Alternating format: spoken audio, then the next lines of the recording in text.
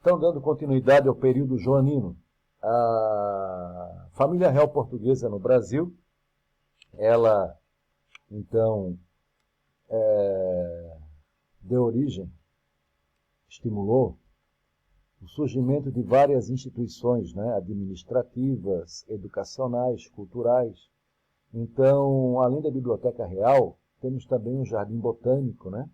Jardim Botânico, um centro importante de pesquisas, um acervo, né? De plantas de todo o mundo. E a grande vedeta é a Palmeira Imperial, né? Que era exclusiva de Dom João, né? Mas houve vendas de sementes, né? Assim, clandestinamente. Bem, então, a vinda de uma missão cultural francesa, né? Então, liderada pelo pintor francês Jean-Baptiste Debré, que fundou a Academia Real de Belas Artes, né? A família real portuguesa, então, ela veio para o Brasil porque a França invadiu Portugal, né? Então, por que veio uma missão cultural francesa? Porque a França, ela mudou politicamente com a queda de Napoleão em 1815. Napoleão foi preso, né, definitivamente, morreu na prisão, e com a restauração da dinastia Bourbon com Luís XVIII, né, irmão de Luís XVI lá na França, então as relações com Portugal voltaram a ficar tranquilas, né? Além disso, muitos artistas lá na França ficaram sem emprego porque no período napoleônico havia muitas obras, né, financiamentos. Então, Dom João trouxe uma série de artistas e cientistas de países europeus, principalmente da França, mas também vieram alemães, né, nesse período. Bem, então, a fundação do Jardim Botânico fez parte deste contexto, além também da construção do prédio que vai ser o futuro Palácio Imperial, né? Futuro Palácio Imperial porque Dona Maria morreu no Brasil em 1817 e Dom João, príncipe regente, foi coroado rei Dom João VI no Rio de Janeiro, no Palácio Imperial, que há 2 anos atrás teve aquele incêndio, né? Que era a sede da Biblioteca Nacional. Bem, então, as questões militares, né? Então, tivemos a invasão da Guiana Francesa. Então, em 1808, o Dom João mandou invadir a Guiana Francesa como uma espécie de vingança, né? Por a França ter invadido Portugal. Né? Uma vingança que não foi tão proporcional, né? Então, a Guiana Francesa ficou sob dominação portuguesa, né? Até 1817, quando foi devolvida para a França, devido às resoluções do Congresso de Viena. Congresso de Viena, já falarei do que se trata. Bem, nesse período em que a família real portuguesa vivia no Brasil, Napoleão invadiu a Espanha, né? Napoleão invadiu a Espanha, mas lá na Espanha houve uma resistência. E com a prisão, então, dos membros da família real espanhola, aqui na América Espanhola, nas colônias espanholas da América, os movimentos de independência explodiram. Então a elite colonial espanhola, os chamados crioulos, começaram a proclamar as independências, né? São os libertadores de América. E lá no Uruguai, a elite crioula uruguaia iria fazer o mesmo. O problema é que se o Uruguai virasse um país independente, quem iria perder com isso era a princesa Carlota Joaquina. Porque ela e Dom João, quando casaram, foi assinado aquele último tratado de limites, o Tratado de Badajoz, que praticamente recompôs o Tratado de Madrid, né? E pelo Tratado de Badajoz, a família real brasileira, né, a Carlota Joaquina, era a princesa da Cisplatina, do Uruguai. O Uruguai era dote de casamento. Então, se os uruguaios proclamassem sua independência, a Carlota ficaria sem esse dote de casamento, né? Então, as tropas de Dom João, na época reforçadas por tropas austríacas, né, já que Dom João estava fazendo aliança com o reino da Áustria, que casou uma princesa austríaca, né, com o filho de Dom João, né? Dom Pedro casou com Dona Leopoldina, né? Dona Leopoldina era austríaca. Ela era sobrinha da Maria Antonieta, aquela rainha da França que foi guilhotinada, né? Bem, então, a Dona Leopoldina de Habsburgo. Por isso, tropas austríacas estavam também servindo no Brasil. Então, em 1817, o Uruguai foi anexado com o nome de Província Cisplatina. O Uruguai foi anexado a quem? Ao Reino Unido de Portugal, Brasil e Algarves. Então, em 1815, quando Napoleão foi definitivamente derrotado e preso, o Congresso de Viena reuniu-se e muitos países europeus não aceitavam que Dom João tivesse seu governo no Brasil, porque o Brasil era uma colônia. E uma medida rápida de resolver isso, que foi sugerida por um representante da França, o padre Talleyrand, né, era elevar o Brasil à categoria de Reino Unido. Sendo assim, a família real não estaria residindo numa colônia, né, porque havia risco da família real portuguesa perder o território de Portugal, aliás. Então foi criado o Reino Unido de Portugal, Brasil e Algarves, em 1815.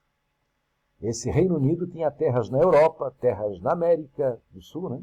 Terras na África, na Ásia, e a sede era o Rio de Janeiro, mas o Rio de Janeiro era uma cidade que não tinha assim uma estrutura para ser a sede desse imenso império transcontinental e transoceânico. Então, o Rio de Janeiro ganhou obras, por isso a vinda da Missão Cultural Francesa, né, em 1816. Com Debré, né? Bem, então, Algarves, né, lembrando, é a região sul de Portugal que foi durante séculos dominada por muçulmanos, né? Então, o Reino Unido de Portugal, o Brasil e Algarves foi criado em 1815. Em 1816 chegou a Missão Cultural Francesa e muitas obras no Rio de Janeiro foram construídas. E isso aumentou, então, o gasto público, né?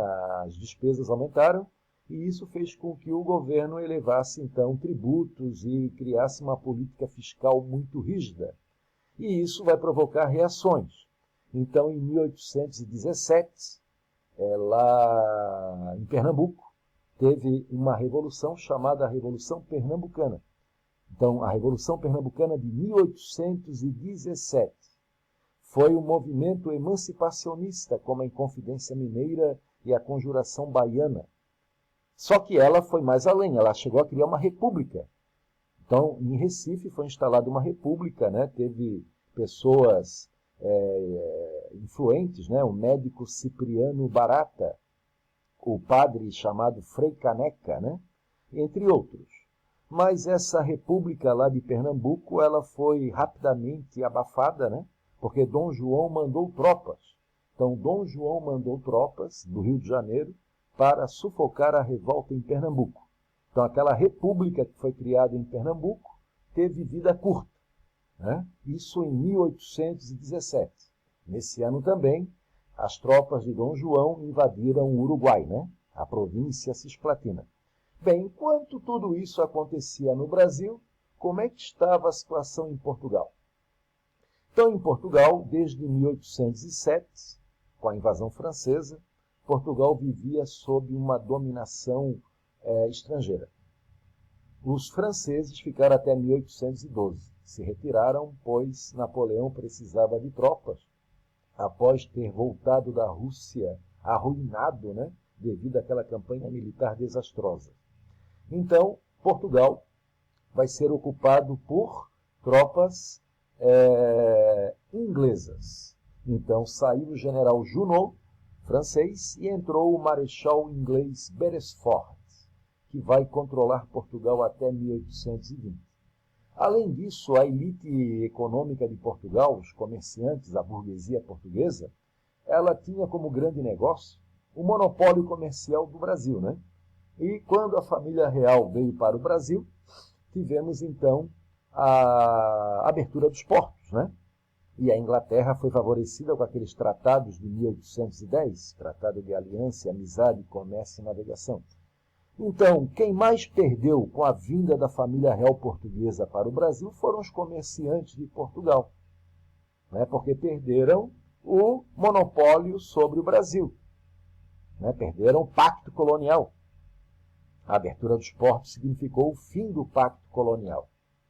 Então os comerciantes queriam o quê? A volta do pacto colonial. A volta do pacto colonial não é uma coisa liberal. Ao contrário, é uma coisa retrógrada, conservadora, né? Pacto colonial é coisa do mercantilismo, coisa do antigo regime.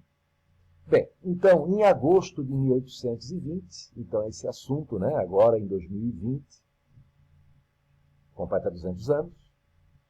Então, em agosto de 1820, explodiu em Portugal, na cidade do Porto, uma revolução, chamada Revolução Nacional, Liberal e Constitucional do Porto. Nacional porque queria o fim da dominação estrangeira, inglesa.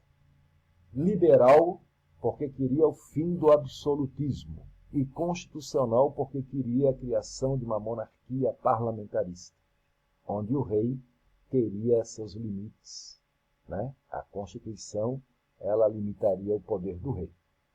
Bem, agora em relação à economia, ela não pode ser considerada liberal, porque os comerciantes portugueses queriam a volta do pacto colonial, a recolonização do Brasil. Então, fica complicada essa situação, né? Então, a família real portuguesa no Brasil era um obstáculo para a recolonização do Brasil. Então, em agosto de 1820, com a Revolução do Porto, é criado um parlamento português, chamado de Cortes de Lisboa. As Cortes de Lisboa exigem a volta da família real. E em abril de 1821, a família real retorna para Portugal, menos um membro importante. O príncipe regente Dom Pedro fica no Brasil, né, como governante do Brasil. E Dom Pedro não vai aceitar a Constituição portuguesa que limitava o poder e tampouco vai aceitar as Cortes de Lisboa como a mandante suprema, né, do Brasil e de Portugal. Então, o príncipe Dom Pedro fica no Brasil como regente do Brasil, príncipe regente do Brasil, e ele entra em atrito com as Cortes de Lisboa. Isso já em abril de 1821. Menos de um ano depois, né, abril de 1822, Dom Pedro já está rompido com as Cortes de Lisboa. Então, em 1822, em janeiro, dia 9 de janeiro, as Cortes de Lisboa tentaram levar Dom Pedro na marra, né? Forçadamente, alegando que ele tinha que concluir seus estudos superiores na Europa, mas Dom Pedro, com apoio da elite brasileira, principalmente do Rio de Janeiro, né? Articulada em torno da maçonaria, né? Então, José Bonifácio, um dos principais cabeças lá da maçonaria, os principais líderes, né, grão-mestre, ele vai articular então o Dia do Fico, que é um abaixo-assinado em que a elite brasileira, os donos de terra e de escravos, se comprometem em apoiar a independência com Dom Pedro encabeçando um novo governo, ou seja, a independência com monarquia. Dom Pedro tinha esse receio, né, de declarar uma independência que acabasse criando uma república no Brasil, como ocorreu na América Espanhola, né? Então, Dom Pedro ele precisava do apoio das várias províncias, né? Então, em São Paulo, em setembro de 1822, quando ele estava articulando a participação para a Constituinte, ele recebe correspondências ameaçadoras, né, de Lisboa, E ele acaba, então, declarando a independência do Brasil no dia 7 de setembro de 1822.